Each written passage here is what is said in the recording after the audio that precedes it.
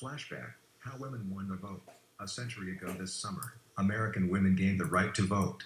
The road to the ballot box was a relentless battle that spanned generations. By Brooke Ross. As you read, think about what strategies did women use to win the right to vote in the U.S. during the presidential election of 1872. More than 150 women across the United States attempted to break a law they believed was unjust. In Connecticut and Ohio, women tried. In Battle Creek, Michigan, Sojourner Truth, a well-known abolitionist who had escaped slavery, tried. And in Rochester, New York, about a dozen women tried and succeeded in breaking that law. One of them, a former teacher named Susan B. Anthony, was arrested and put on trial for her offense. What was her crime? She had dared to vote at a time when it was illegal for women in the U.S. to do so. Anthony, one of the pioneering activists in the decades-long fight to secure voting rights for women, was found guilty and fined $100, which she refused to pay. Her arrest was a turning point in the campaign for women's suffrage, or the right to vote.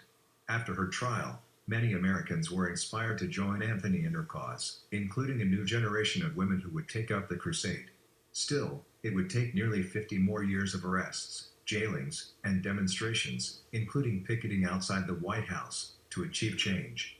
Finally, on August 26, 1920, the 19th Amendment, which guaranteed women the right to vote, was added to the U.S. Constitution. This summer marks the 100th anniversary of that key date in U.S. history. Yet it does not represent a century of voting rights for all women. It would take several more decades after the 19th Amendment was ratified before many women of color gained access to the ballot box. And even today, while record numbers of women are enrolled in college, have high-powered jobs, and hold seats in Congress, many people say more work needs to be done in the fight for women's equality. The 19th Amendment was a victory in terms of recognizing women as fully participating citizens, says Lisa Tetreault, a women's history professor at Carnegie Mellon University in Pittsburgh, Pennsylvania. That was a huge barrier to strike down, but the work isn't over. What you need to know: 19th Amendment added to the U.S. Constitution in August 1920. It says, "The right of citizens of the United States to vote shall not be denied or abridged by the United States or by any state on account of sex." Remember the ladies. Women's rights in the U.S. were being debated as early as the American Revolution, 1775 to 1783. In 1776, Abigail Adams wrote a letter to her husband, future President John Adams, at the Continental Congress in Philadelphia. She urged him to remember the ladies and any new laws that he and other leaders wrote. Yet women had no voice in the government that the founders formed. The U.S. Constitution, written in 1787, did not guarantee all citizens the right to vote. Instead, it gave each state control over elections. At first, most states allowed only property-owning white men to cast ballots. At the time, a lot of people, many men and even some women, believed that women were unfit to participate in government. Some worried that if women could vote, they would neglect their families for politics. A complex beginning. Women's suffrage started to gain public support in 1848, thanks to the Women's Rights Convention in Seneca Falls, New York. There, the suffragist Elizabeth Cady Stanton made the first official call for women's right to vote. The suffrage movement that followed grew out of the campaign to abolish slavery. During the Civil War, 1861-65, many suffragists, including Stanton and Anthony, worked closely with African American abolitionists like Truth and Frederick Douglass toward the shared goal. After the war, slavery was outlawed by the 13th Amendment. Now suffragists had a new mission: getting the vote for black men and all women. But in 1869, Congress passed the 15th Amendment, which guaranteed black men the right to vote. This created a bitter division among suffragists. While many suffragists supported the 15th Amendment, others, including Anthony and Stanton, were furious. They insisted that black men should not have received the vote before white women. It was one thing to oppose slavery, but a very different matter to support the equality of African Americans, says Tetreault. Many white people at the time who opposed slavery just thought slavery was evil. That didn't mean they thought of African Americans as their equals. Anthony and Stanton recommitted themselves to women's suffrage. They even drafted a suffrage amendment, which was sent to Congress in 1878. But neither woman would live to see such an amendment pass. Racism in the movement. During the early years of the suffrage movement, African American women worked alongside white women to secure voting rights for all Americans. But after black men were guaranteed the right to vote under the 15th Amendment, that relationship began to splinter. No longer welcome in some of the larger suffragist organizations, Black women formed their own groups, including the National Association of Colored Women, NACW, in 1896. Through this organization, African American women campaigned for suffrage and other rights. When African American women were welcome to join their white peers in suffrage events, they often faced intense discrimination. For example, during a large suffrage parade in Washington, D.C., in 1913, event organizers told black women they had to march in the back of the parade. Ida B. Wells, a prominent journalist and member, ignored the order. She defiantly marched with a group of white women from her home state of Illinois. Following the passage of the 19th Amendment, the fight for the right to vote ended for most white women. But African American suffragists continued their work to secure and protect voting rights for both women and men of color. Colored was once a standard term for African Americans, but is now considered outdated and offensive. The fight continues. By the turn of the century, a new generation of women had taken up the battle for the vote. Some of these suffragists, such as Carrie Chapman Catt, focused on achieving women's suffrage one state at a time by lobbying individual politicians. By 1914, women could cast ballots in 12 of the then 48 states. This included Wyoming, which became the first state to permanently allow women to vote. In 1890, other suffragists, meanwhile, took a more radical approach. Alice Paul and Lucy Burns, founders of the National Woman's Party, led thousands of women in parades in U.S. cities to draw attention to their cause. They also picketed in front of the White House, demanding that President Woodrow Wilson support them.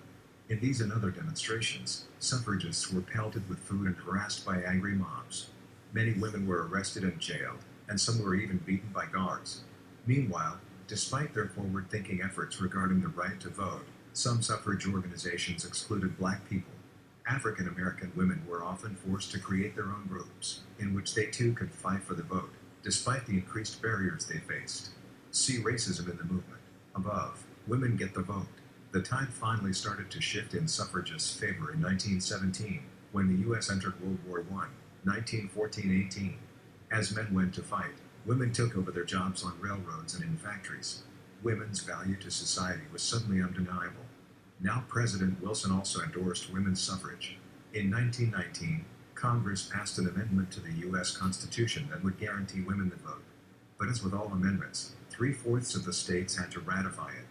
Some southern states were opposed, but by August 1920, 35 states had approved the measure, one fewer than the 36 required. Finally, Tennessee became the 36th state to ratify the 19th Amendment. It was signed into law on August 26th. Women across the U.S. took to the streets in celebration. And in the election in November, millions of women cast ballots for the first time. More work to be done. While the 19th Amendment was a huge victory for women, it didn't break down voting barriers for everyone. For decades after, millions of African American women and men, particularly in the Jim Crow South, were blocked from casting ballots. White lawmakers often added obstacles such as difficult literacy tests and high poll taxes to keep black people from voting. Many people of color would not be able to fully exercise their voting rights until the passage of the Voting Rights Act of 1965, which prohibited racial discrimination at the polls. And even today, some barriers to voting remain, such as prohibiting former felons in some states from voting. Still, women have come a long way since getting the right to vote. Today, women consistently cast more ballots in most elections than men, and they hold about a quarter of seats in Congress, a record high. Overall, however, they are still underrepresented in public office. The inequality doesn't end there. Although women make up about half of the U.S. workforce, they earn, on average, about 80 cents for every $1 that men earn for similar work. That's why many people say there is still more to be done in the struggle for women's equality. We often remember social movements as having triumphant finishes, Tetro says. One obstacle was struck down in 1920, but the fight isn't over. Write about it. Choose a woman mentioned in the article or one of the sidebars to research. Write an essay about her life, including the challenges she faced in the fight for suffrage. Continue the learning journey. Choose an article to read from our women's rights text set. Record a video that explains how the article above and the one you chose show how women have fought for equality. Create a political cartoon about the fight for women's suffrage, racism in the suffrage movement, barriers to voting, or the ongoing struggle for women's equality. Decide what issue to focus on and what message you want to send. Then think about what symbols, captions, or characters you want to include. Write a paragraph that explains your cartoon and its message. Related content.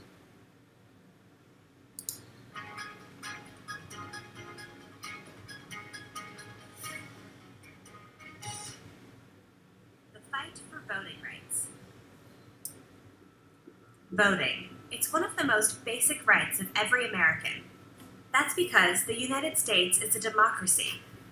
That means just about any U.S. citizen who is at least 18 years old can register or sign up to vote for our government leaders. But this wasn't always the case. In 1789, George Washington was unanimously elected the first president of the United States. Back then, only white men who were 21 and older and owned land or businesses were allowed to vote. At the time, that was only about 6% of the U.S. population. For the next 150 years, people fought to change that.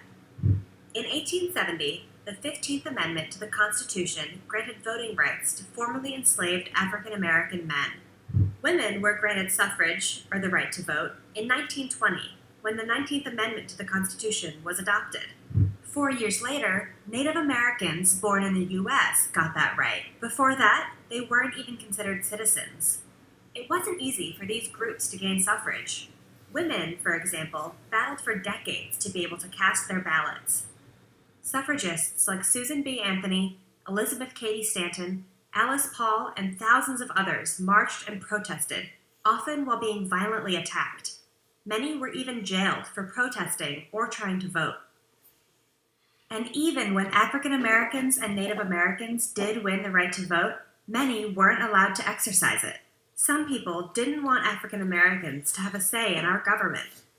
Many states, especially in the South, created unfair laws that made it nearly impossible for Black people to vote. Some Black voters were forced to pay poll taxes or fees for registering to vote that they couldn't afford. Others were required to take literacy tests that were purposely confusing. And some white officials even used violence to keep African Americans from registering to vote. Finally, after years of pain and sacrifice, the U.S. passed the Voting Rights Act of 1965. It eliminated those unfair restrictions.